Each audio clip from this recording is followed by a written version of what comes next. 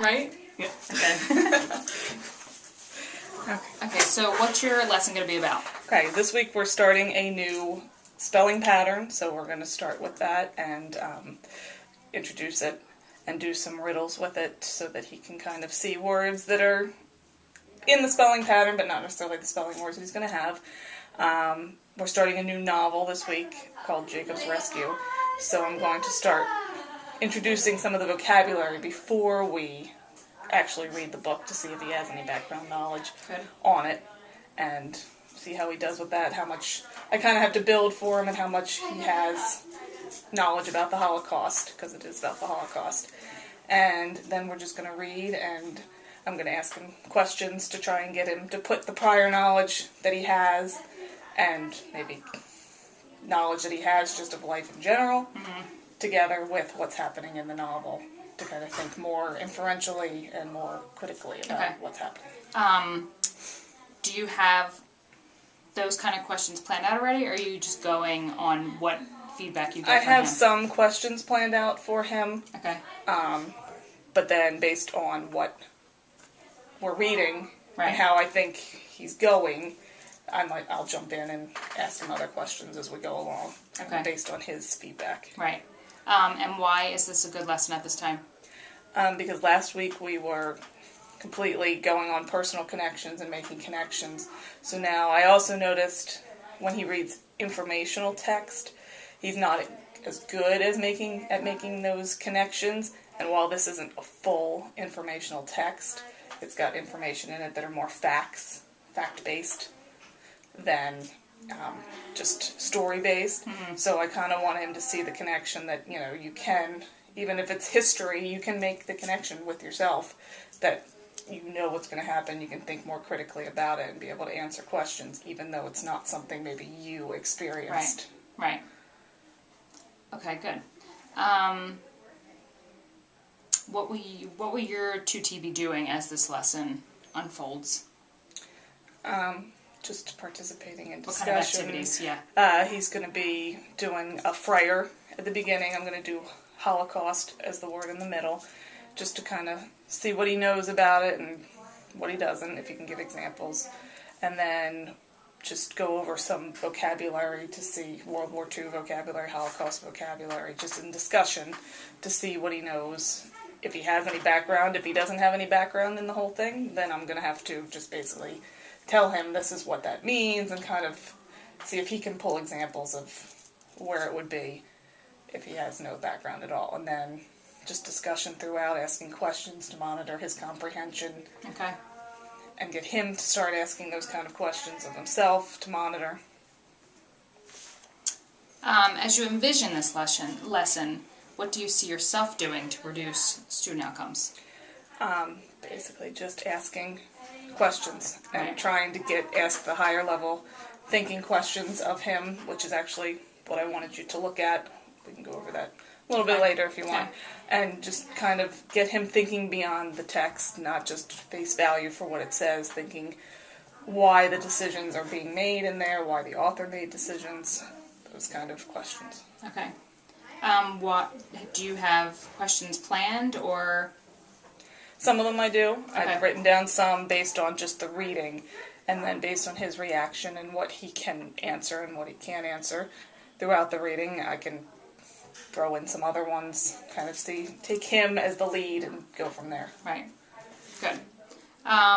So for sequence, what do you see yourself doing? Well, I kind of feel like that we have that. You're just starting with spelling, correct?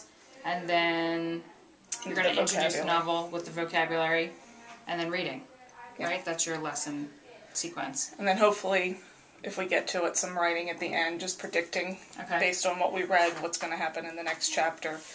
And also, I do want to start for a bigger piece. We're going to start a Venn diagram comparing, because it is about the Holocaust, about the character's life in Warsaw before they were put into the ghetto. So the Warsaw and the ghetto, because eventually I want to get to writing to use the racer method so that he's restating the question and then answering it using the text support that he's putting into the Venn diagram. So kind of as a graphic organizer to get him thinking. Okay.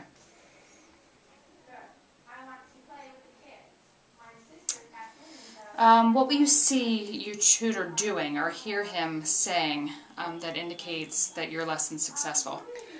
Just being able to answer the higher level thinking questions, not just answering questions that are who are the characters, what's going on. He's getting good at summarizing, but using the text and his knowledge to answer those questions and really think more deeply, give deeper answers about the text. Okay. How will you assess him on this? Will it just strictly be discussion, or does he have something like more formal?